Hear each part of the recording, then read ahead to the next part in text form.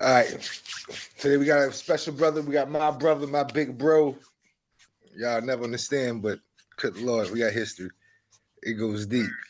We got my brother Don Juan, hailing from Detroit, Michigan. A person that definitely came and made his presence felt in the Virginia, the Hampton Roads area. How you doing today, my brother? I'm doing good, bro. I'm doing good. That's what's up. That's what's up. So let's go ahead and get ready to start. What brought you to Virginia? Of all places from the D, what brought you to the V?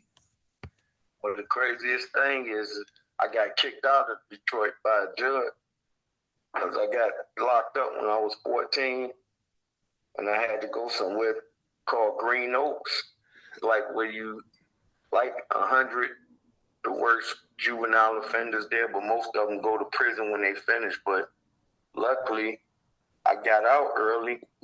I did 2.5 years, got out when I was 17, and I got shot twice within 3 months of being out and got involved in something else, but which I can't talk about. But I understand. The judge gave me an option, basically, to either go back to prison for a very long time, or he kind of felt bad for me and told me, to go where your grandma and them at. You could do a year on parole there, get off, and still be a juvenile and start all over. So I did that. And the year was up. I had to go back to Michigan and get reinstated as a citizen. But I chose to take my talents back down south to Virginia. Because in that 1 year, I was winning like crazy, man. I was like, Chesapeake embraced me. And I met some real good brothers in Chesapeake. I had 3 neighborhoods accept me as their own at one time, like Harbor North, Crestwood mainly. Chesapeake, Virginia, huh? Yes, sir. And Crestwood was off the hook. Like, I never saw nothing like it, in the love I got and the support.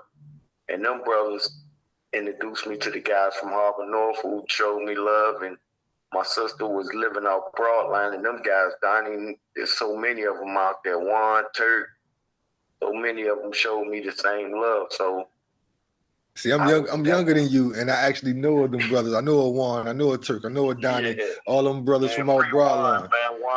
Juan been down forever. Time, yeah, that's a fact. That's a whole fact. Hey, the realest thing ever, I hit my first lick in Virginia with Turk, Donnie, and Juan. That's crazy. And any one of them will tell you, man, it was hectic, man. I'm talking about we had to run from the police. We had to lay in the swamp for about 7 hours holding on so we don't sink under the mud. Yeah, those the OGs from Broadline. Those the Broadline OGs, sir. For real. Hey, free Donnie, man, free Juan. Donnie been down over 20 plus. Yeah. Hey, Turk came home after doing almost 20, and Juan been down 20 plus, man. Free them guys, man. I remember being a kid. I remember being a kid out Foundation Park, and literally me, my cousin Rondell, his cousin Tony Shaw, and some dude that was mad quiet that could flip his ass off. Used to always flip on the pissy mattresses behind Tony Shaw's house. Couldn't find out years later it was that crazy ass nigga Donnie. I never knew that. It took mad years for me to know that was the same person and shit. Cause like all them niggas older than me, so I used to be like, damn, that nigga could flip his ass off. But I wish I could do that. You know what I mean? But come and see that brother later on, he definitely made his mark in Broadline. I ain't gonna lie. Yes, sir. Hey, Donnie, Aunt Kearney, Wayne Kearney, man, you got Big Cliff, Tony Jordan, Roshan Jordan, them my cousins. John Tay, all them niggas, Little Ray. Hey, John Tay, hey, the list go on, Oscar, man. I ain't forgot you, Oscar. I ain't forgot you, Weasel, Poo Poo. Hey, man, so many motherfuckers. Real solid brothers from our Broadline, man. That was just on. The whole neighborhood was just on what I was on. My cousin Corey Holmes, that's a fact. Hey, I met some guys out Harbor North. About half of Harbor North population was on the same thing, though. I feel you. And at the time, I love that so much that I took it to Crestwood and created something called the Crestwood Mafia. I heard of that shit, and I was a kid. All I did was hear of it. I just heard that Crestwood was crazy shit to go out. That's once I seen those guys was on it, I embraced it, and I just thought it's more guys out Crestwood than any neighborhood in Chesapeake. And these solid brothers, like but they was about getting money. And their visions was way far ahead of them, man. And the OGs out there, the older brothers was getting money. So it was like a money train, like, because what you looked up to out Crestwood was Kevin State, and you looked up to you looked up to Brian, you looked up to Big Pump, you looked up to Way. All these guys was getting money, man. Little bro, and these older gentlemen. And I'm talking about when I get out there, the younger guys like my age, 16, 17, 18, but they've been getting it since they was 13 and 14. And I'm talking about them guys embraced me right off the back, man. I'm talking about it was serious. Then you out Crestwood, they got ties to the country.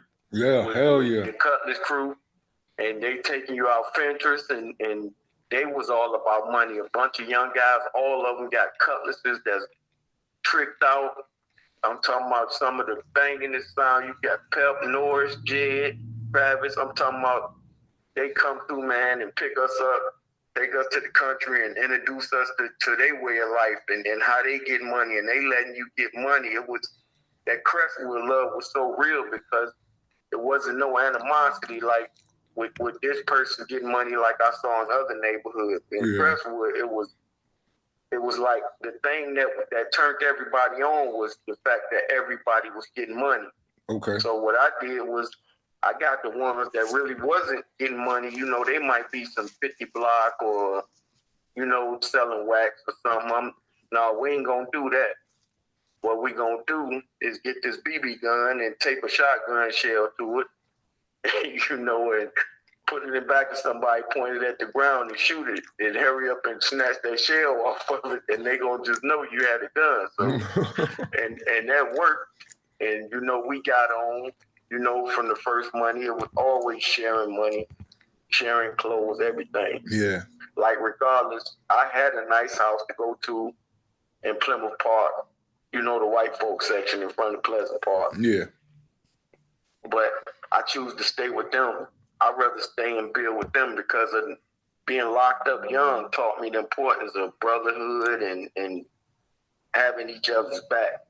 So, sometime I would take 15, 16 guys to the crib and we gonna sleep in the garage, or my grandma and them didn't mind. They, because my family was from Crestwood, the females out there, so they didn't mind cooking for everybody. But I didn't bum rush the house every night, just a few times, you know. But my thing mainly was get money, teach them how to get hotels and be there for each other, because they already had that brotherly love for each other. But my thing was just teaching them on the level of we gonna demand respect from everybody. And I had heard they have been robbed a few times. That's never gonna happen again while I'm out here.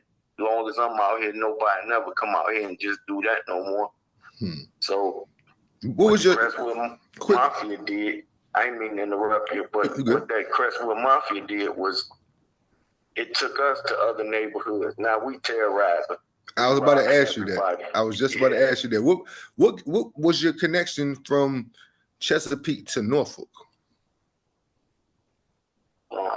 How did your name get so well known in Norfolk for you to be so embedded in Chesapeake?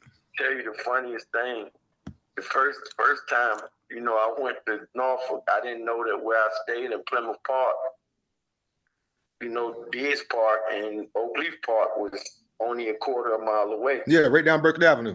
Yeah, so when I first got here, and my oldest sister was telling me about two guys that notoriously robbed Crestwood and everywhere else, named Crazy Horse and Little Wayne. Yeah. So it was hard for me to find somebody, like in Detroit, I could walk up to you if I know you on the same shit that I'm on. And I'm, let me show you, let me get on, prove myself to you. So I'm thinking with the Detroit attitude. So I walk out this park to the store and I'm asking people for Crazy Horse and Lil Wayne. Now keep in mind, they got beef with everybody.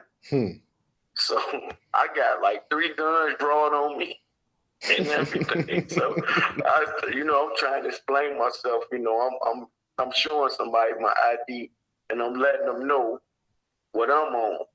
which that got guns even cocked back more on me, you know? Like, well, you need to get the fuck out of here if that's what you want, you feel me? I'm trying to explain to an old head, and he, nah, man, you on the wrong path, young boy. So I met this guy named Wally. That's my dog, Shaw, from Harvard North. He Crestwood too. But when Wally came home, I learned that he from Diggs Park, and I told him the story, and he laughed at me. And he said, I like that. We the same age, but Wally about 4 times bigger than me. Got the big prison bills roll out.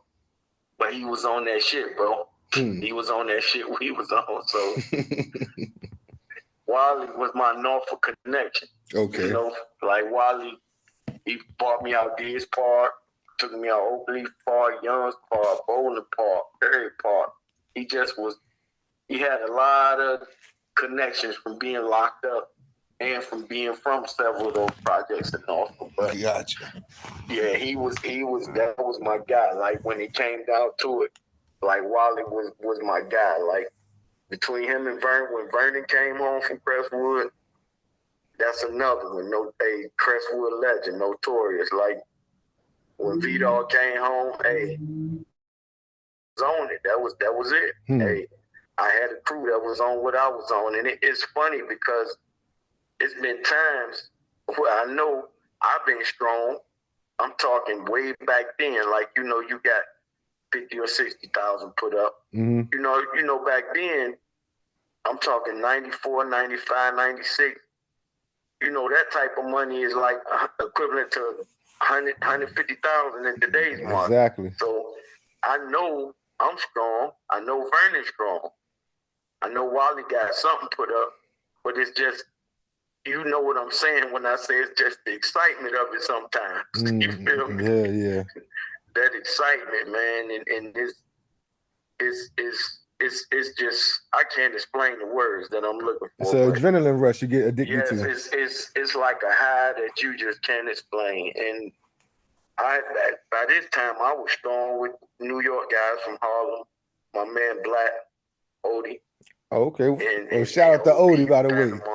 Yeah, in Panama, like the game was taught to me by the best. He taught me every aspect of the hustling game and principles and loyalty and marketing and so many fine points. Like he educated, and he taught me why education and hustling is important. How to read people, how to give respect, how to manage your money, and always look broke. You don't got to show it off to nobody, but it comes a time when you do got to show it off to show that you ain't playing. You feel? As I like to say, every now and then you got to shit on somebody, but like he used to get mad, and one time we had an argument because he's like, you don't got to do that type of stuff, but I've been doing this since I was 11, you know, and like it still pay off. Like it's like a two-headed monster. You know, we dangerous, but one can't exist one head without the other one. One head might just drink water, and the other head eat food. You know. But you know, they can't live. This body can't function without both heads. So, yeah, you got to be able to get money, but you got to be a savage at the same time to be able to maintain the money. So we get money, but my savage reputation keep us safe. My savagery keep us with extra money. Like say, we might have 4 bricks at the beginning of the month, but my savagery just took us to 8. You know, so now we young. We going to Cancun. We to Vegas. We going to Mexico. We doing all of this. You know, 19. I'm 19, 20. You know, and I'm talking about. We just took it to another level, man. And this back when the whole Virginia would leave and meet up, everybody would go to King's Dominion together, like 200 cars deep, or you got 200 cars going to New York to go to the tunnel for the weekend, or 200 cars going to DC Live. You know how we was doing. But even when you got that, we go deep out of town. That's like dudes didn't get along in Virginia too well, but when you out of town, you niggas together. But it's just been, man, it's been a wonderful life, man, and hey, it's been great, man. I owe Virginia everything that I am, everything that I will be, and everything that I was, brother. What was your I noticed that you ended up getting tied to a lot of Portsmouth and Norfolk people. Is that through Odie for the most part? Is that through your connection through him for the most part? Mainly through being a young guy with a lot of money. Okay. Because you're young and you meeting the other bosses like Virginia Beach, like I met like Cuzzo on them, like Jeezy. I met a dude named Man with Jeezy plug, him and Type, and he also was me and Odie plug. Oh, you talking about Jeezy the Clips former manager? Yeah. Okay. Oh, so that's how you met him through Man. Yeah, through Man. And that was, we all met coming to the crib at the same time. Like he probably was like 30, 40 strong, 30, 40 brick strong. Yeah. And I'm talking about we met just like that, being young bosses. And the plug want to go out. So we spent a lot of time where Man kept getting new cars and shit, like first ones with TVs in his cars, shit like that. The first big body Benzes and Range Rovers, 4.6 Land Rovers, like. He's shitting on him. If you want to go out, we all go out, and we hung, and that was my connection to the beach guys. And the same thing when I met dudes in Norfolk, in Portsmouth, like Tori and P. Okay. And Poochie, like. That's strictly, Odie had been tied in with them. Yeah, I heard those some legends as well. I heard Poochie was a P-Town legend. I heard Tory definitely got the name ring bells in Norfolk and Portsmouth. Yes, sir. They're my brother, my big brothers for life, man. For life. Like, it's crazy to say how like those your big bros, you my big bro. Is literally like a chain of respect. This shit is crazy. Like I always tell people they'll never understand. Yeah, they love you. But mainly that it's I don't know, the 90s in Virginia. If you was getting money and like, mine really started to elevate in 94, but by 95, I was that guy. Okay. 19 turning 20. And you get bought and introduced and invited into a lot of situations, man. Like gambling, like you had the PC club, you had the Blue Light, the Tropics, Red Hot Chili Peppers, Shadows. I'm talking, it's just the word back then, Willie. You feel me? The clubhouse, like you was on some Willie shit. If you ain't had a Rolex, you was bullshitting. We laughed at you. If you couldn't just lose 10 to 20,000 shooting dice in front of Norfolk State, you wasn't doing that. Like my man Monk from Deers Park, a monster, I call it. Hey, he was notorious for stuffing money in bitches' mouth. I'm talking about, imagine him just in the club, like, hey, come here, bitch. And they walking up to him, and open your mouth. And he's sticking $100 bills in their mouth like clockwork. Shout out to Monk. They didn't mind it because they know he go, hey, Monster gonna stick that money in your mouth or he gonna throw it at you. I'm talking about that was the shit. Like, I'm talking about, man, it was crazy, man. It was too crazy. Like City Lights, that was where I could be a kid. I felt like a kid, but I was the king in that motherfucker. It was in Chesapeake. Yeah, like it was right down the street from Crestwood. So it was like I could go be with these big older Willies, but my shit was City Lights. Like I had to be the king. Like I come in, I'm gonna pay the security to give us the little stage over there. That's our VIP. We're gonna buy all the champagne just to pour it out. And listen, I'm when I buy the champagne, I'm gonna get a lady an extra $100 just to give up to whoever the janitor is. Just gonna be mopping this shit up. I'm talking about we get in front of the picture booth and tell Cheerio, just keep flashing until the goddamn film run out. I know that's right. Hey, it was let nobody take pictures. Just being arrogant, man. It was once said that being the side of town that we come from, which is Chesapeake, the whole 5 cities: Chesapeake, Portsmouth, Norfolk, Virginia Beach, and Suffolk. They say that there was at one point there was an issue between our 5 cities and the other 2 cities across the water, which is Hampton and Bad News.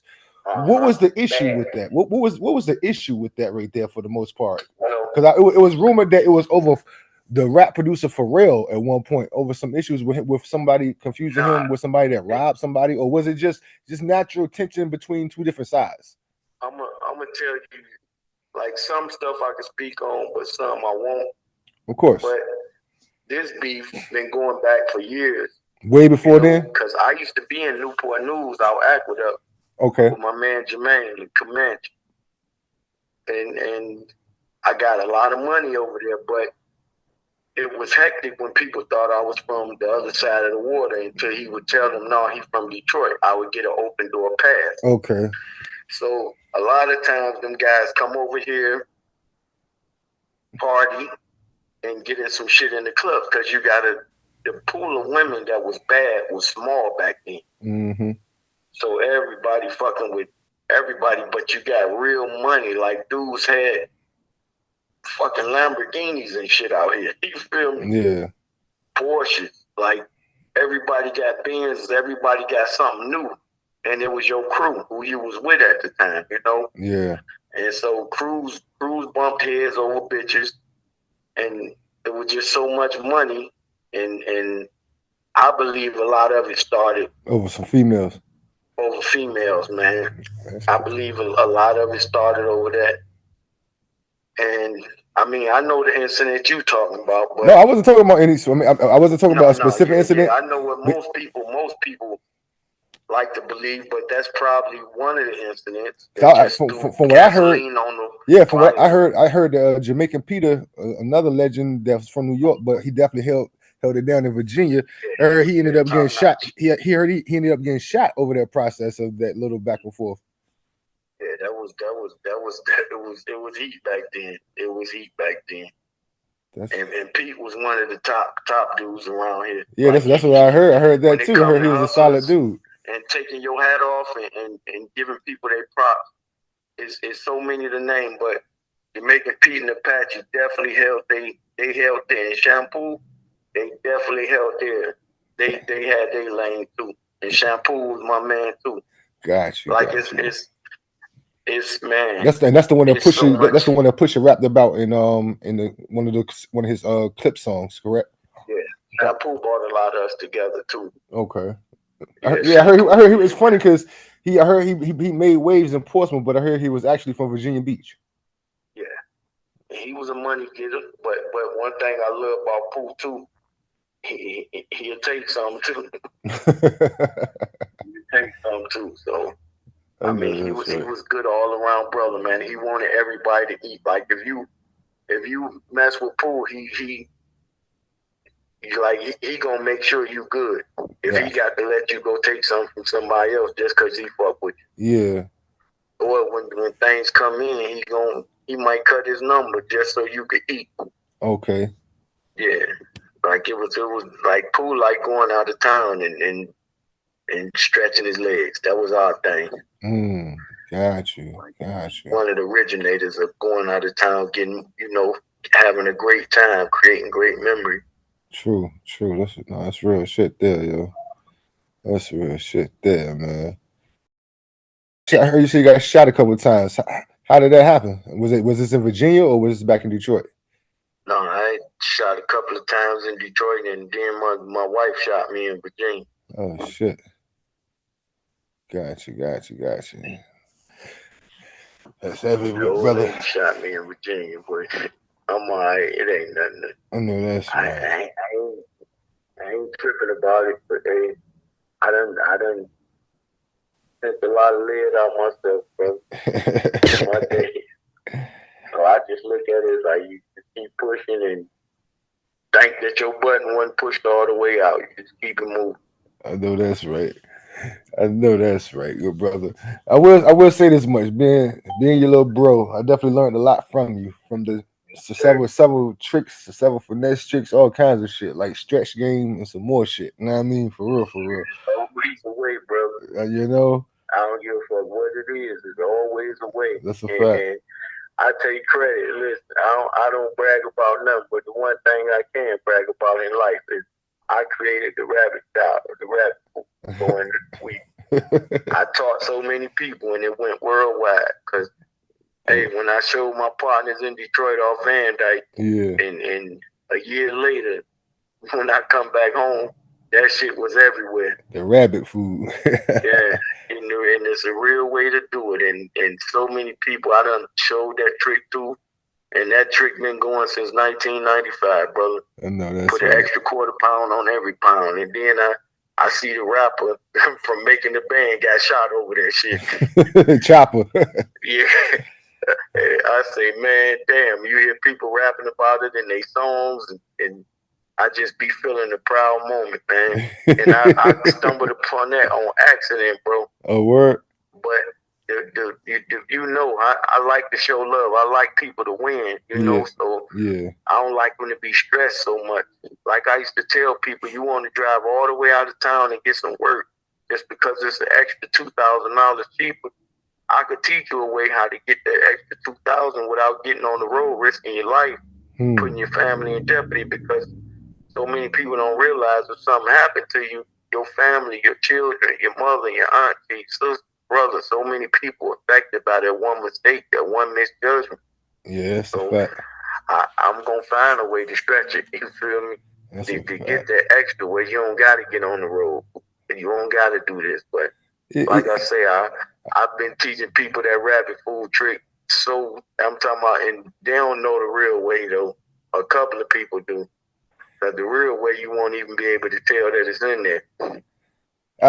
For those who may not know, that was you that was in the Clips grinding video with that Detroit jersey on. Is that correct?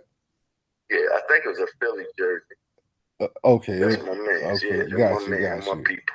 Yeah. You got it's crazy. Great time, nothing but that's a whole movie. The whole to this day. You feel me? I try to tell people like we live a whole different lifestyle with that by itself alone, aside from our regular lives itself. But it's definitely a whole nother level. How did you meet them brothers? Shampoo. Oh, you met them through Shampoo as well? Yeah, Shampoo. I met Pusha through Shampoo and Big Easy, and I met Gene Malice working at the gas station in Chesapeake in the hood. Yeah, I heard he used to work there, but I probably saw him a million times and didn't even know it was him. Yeah, he was in there. He always had some good weed. Yeah, he was working for Carl, because Carl was the nigga that owned this shit. And he ended up going down for that big ass drug ring shit. Yeah, another Chesapeake legend. Another real one. Carl, North just Virginia legends. They had their lane certified. No, that's a fact. That's a whole fact, yo. Tell me something. I want your opinion on something. How do you feel about Anthony Jeezy Gonzalez and what he did as far as the situation? And I tell people this before you even answer. I tell people this. There's when it comes to this street shit, there's elementary, then there's college. Now, elementary is basically, you do a crime, you go to jail. College is when you go to jail and you tell on somebody, and you don't tell on a lot of other people, and just the concept of those people that you didn't tell on, their perspective of you, that's where the college comes into play, because it gets so much more complex, so much more advanced, that you literally have to ask each person individually compared to just asking the person collectively, because they will have their own opinion on it. That's why I'm asking you, how do you feel about that situation with him? All right, I'm gonna say this from the bottom of my heart. You know my mom, God bless her soul. Mm-hmm. You know my father, he's still living. I come from two gangster parents. Was in prison most of my life. I was an orphan because they were in prison. Both of my parents murdered, drug deal, everything. From the worst parts of the east side of Detroit. Now, I've been told my whole life, no matter what you do, don't do that. Correct. So, the way I was raised and knowing, and the way my mom hustled and got money with me and everything, it always kept it in my head. They gonna come get me and try to make you. Okay, they gonna take the kids from your baby mamas, try to make them K. When she say when they come to me, I'm doing mine. If you ever say anything about anybody, he's told you that. You've been over there before. Mm-hmm. When you heard certain situations. What my mama say, I'm going to disown you. Mm-hmm. So, more than anything, different people go through different things. And you know, they come from a loving, good home where moms was there every day. I miss my mom because she missed so much of my life. I miss my father because he missed so much of my life being locked up. Gotcha. My mom probably did 16. My daddy did over 22, almost 23 years. So I'm just raised different as to when you put it in the school perspective. I look at it like this. I love my man before he went to college. Okay. I love him when he came home from college. Because guess what? I wasn't on that football field with him. Gotcha. You feel me? I don't know the plays he had to make. All I know is none of the plays affected me. Mm. So in my eyes, I'm not in the game anymore. I don't judge like that. I just look at it as 30 years. You know, this man been my friend since day one, since I got here. We've got so much history together, going to the Million Man March together, like children being born, excited, celebrating together. Real money, like counting hundreds of thousands of dollars together, getting new cars together, going, you know, spending the best of times together, going through the worst of times together, being there for each other. So I'm going to love him until my light go out. Gotcha. Like, I understand the situation he was put in. But like I said, I wasn't at college with him. I didn't go with him. And all I know is I was protected. You know? My name didn't come up when people pushed for it with over 4 murders trying to be put on me. Gotcha. My name didn't come up. You feel me? He wasn't. He kept it 100 with me. Where I was able to raise my kids, like to the point everybody knew I got 12 kids. At that time, I had 10 kids. Yeah. Always had 10, you know. So at the time of that going on, I was blessed to be able to raise my kids because I stopped coming around so much. I stopped taking all the trips to California, Miami, everywhere, out of the country, like, because I had to raise these kids now, you know, putting them in boxing, baseball, football. Yeah. True. Anything I could, you know, and spending time and taking my kids to camps and constantly going to Detroit and back and forth. And so everybody knew I pulled back because of, you know, I had to be a daddy more than I was a street nigga. Gotcha. And so that might have saved my life, but the love that Cuzzo got for me was so real that even somebody that everybody told me was trying to sink me, you know, they became real close. With person, I love that person too. Yeah. But it didn't end up going that way because my love for that person, Cuzzo knew it. So when everybody said that person was trying to put me in, you know, that college situation with them behind the wall, yeah, it never happened. So I like to think that Cuzzo told that person, look, if I'm going to fuck with you, that's my man. You got to let that go. Got you. So I never got hit. I never, you know, I don't know what happened to the process, but we talking 12, 13 years later, you know. Yeah. And I'm still here now, loving my I got 23 grandkids, man. No, that's I'm loving it. No, that's so right. I just say my answer to the question is I love them. I didn't get drawn into it. I was kept out of it. When my name was brought up, from what I'm told, I'm not on no wiretap. I'm not on nothing, but I was told that he told the people, no, he don't got nothing to do with it. Gotcha. But you know the way I move anyway. You know I don't do no phone. Yeah. You know I'm going to show up. Hell yeah. You tell me a time to be there, I'm going to be there. I'm going to be there 2 hours early, scoping shit out. Look. Right? No bullshit. You feel me? And I might park a block away and just walk like a homeless person or something. And you know how weird I get. I remember my shit in the trash and your neighbor trash. I'm gonna go in there and get it. I remember so many trips out of town with the clips for the most part, like just on those rides before we even got there. It was certain stuff that you would kind of like embed in my head, no matter what. You know what I mean? Stay neutral. Don't ask nobody for nothing, and always pay your own way, no matter what. You know what I mean? And that's something that I stood by. I live by to this day, even when in situations where other people may expect to get a handout or something free. I still move on the basis of having my own all the way around, because it solves a lot of problems before problems even arise. Before the problem even start, and nobody can rush you when it's yours. Exactly, that's a fact. When you the owner and you own the product, you own everything about it. Nobody can rush you. Nobody could tell you what to do. You can move at your own pace and be comfortable. Exactly. And when you're dealing with the street life, people don't know that the paranoidness, the nervousness, it's just so much that come with it. The sleepless nights. Mm-hmm.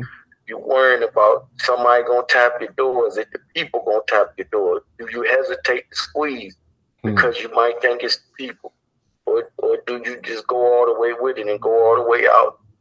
You just never know. So control your narrative. That's been my biggest thing. You know, always try to control your narrative, because this is your book of life. It's the story that you write. You don't have no control over it, but you could definitely put some words in the page yourself.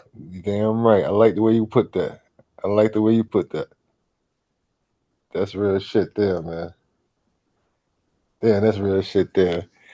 Have you are you still close with the Clips and all that, the boys? Yeah, it's all family. Like it's always gonna be family. Like it's always love. You know, I'm in Charlotte now, so I definitely don't get a chance to see the boys like that. But that's like you said, it's always love no matter what. So shout out to them, whatever they're doing. That's great. So they're feeling good. That's a fact. Shout out to my man Roscoe. Life, it's more comfortable, man. It's different. It's more comfortable, and it's out of the way. That's a fact. Shout out to my man Roscoe Pico Chain. Shout out to my man Big B. All of them, for real. Shout out, fellas, man. Family always gonna be family, man. It's crazy, man. Like nobody can fuck with our team. Yeah. You know, we wrote a piece of history. It's always gonna be there. Yeah, I feel like we covered all the whole people's mouth. Yeah, the whole. I feel like we covered a nice section of each city in the 757. We had Chesapeake, Slime and them had Norfolk and shit. Cuzzle and all them niggas out there was in the beach. Doughboy and them was in Suffolk. Some more niggas in Portsmouth. Yeah, niggas was everywhere, yo, for real. Yes, sir. It was the greatest story told, the greatest movie at the time, baby. It was the greatest thing moving. That's a whole fact, bro. It's funny. If you wasn't getting money with us, you was in the way, and hey, I laugh at you. If you ain't had 300,000, hey, almost 4, hey, you wasn't doing nothing. You was in the way, brother. If you couldn't spend it like you printed it, you was in the way. You wasn't messing with us. This shit is crazy, bro. And I turned my whole city on. Hey, I learned back in '96.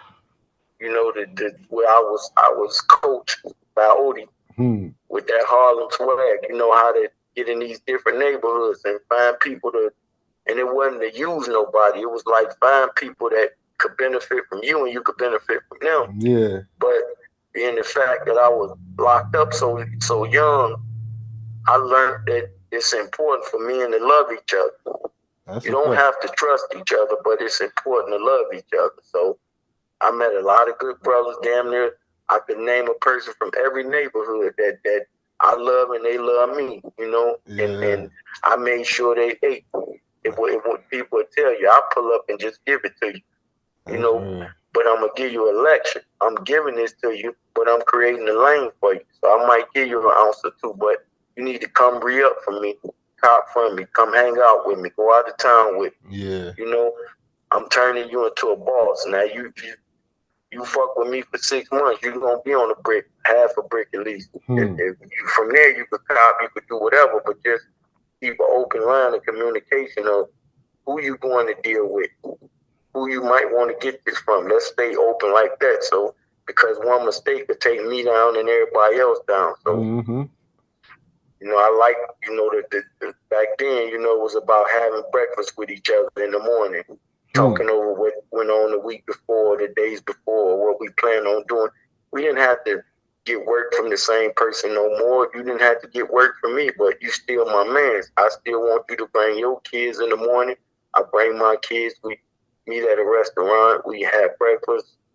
Let them play, talk things out, and figure out our next move. Let's talk about who we think the police is and where we want to go hang out. Let's take the kids to Disney World.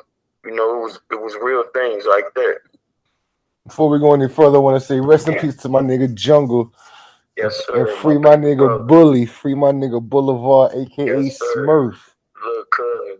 Yes, sir. Detroit man. Real East Side with Black Bottom Boy. That's a fact. That's a whole fact, yo. Yes, sir. Hey, that's a whole nother conversation with the Detroiters. Like, people don't know. If you down with me and you close and I love you, you going to Detroit with me a whole bunch of times to the point you go in there and they gonna love you and you gonna spend a lot of time in Detroit. That's you know, and you done did that. That's you feel me? That's a fact. You made your bones in Detroit. Real gangster. That's a fact. Real gangster parties. You feel me? That's a whole fact, yo. For real. To the point you don't need me to go there. You family. You go on your own. You know who to talk to, who to see, and you got family love up there for sure. That's because of you, man. I mean, ain't gonna hold you. That's definitely because of you and shit. Like real shit. Yes, sir. Like real Anybody shit. that know that if they really was my people, then they gonna tell you, yeah, hell yeah, I've been to Detroit a lot of times. Or guess what? The FBI or the narcotics or homicide people gonna tell you, yeah, you one of them Detroit boys, even though you from Virginia. You feel me? They're very aware of everything. They gonna tell you, yeah, you one of them Detroit boys. That's what they label it. That's a fact, yo. That's a whole fact, yo. I appreciate you reaching out to me, though, of course.